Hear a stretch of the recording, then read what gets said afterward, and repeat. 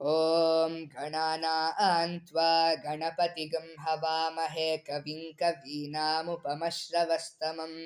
ज्येष्ठराजं ब्रह्मणां ब्रह्मणस्पत आनः शृण्वन्नोतिभिः सीदसादनम्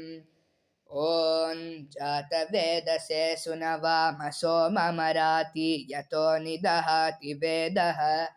स नः पर्षदति दुर्गाणि विश्वा नावेव सिन्धुं दुरितात्यग्निः तामग्निवर्णां तपसा ज्वलन्तीं वैरोचनीं कर्मफलेषु जुष्टां दुर्गां देवीं शरणमहं प्रपद्ये सुतरसि तरसे नमः अग्ने त्वं पारयानव्य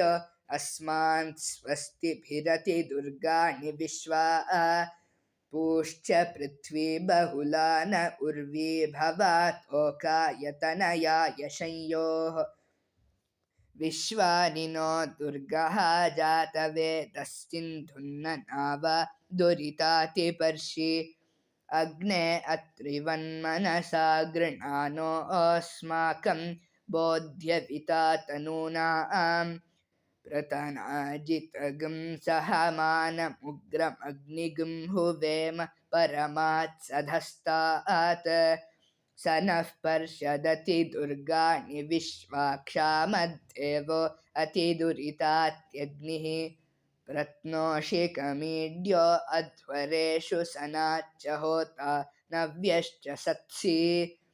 स्वाञ्च आग्ने तनुवं पिप्रयस्वास्मभ्यं च सौभगमायजस्व गोभिर्जुष्टमयुजो निषिक्तं तवेन्द्र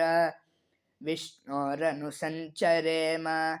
नाकस्य पृष्ठमभिसंवसानो वैष्णवीन् लोक इह मादयन्ताम्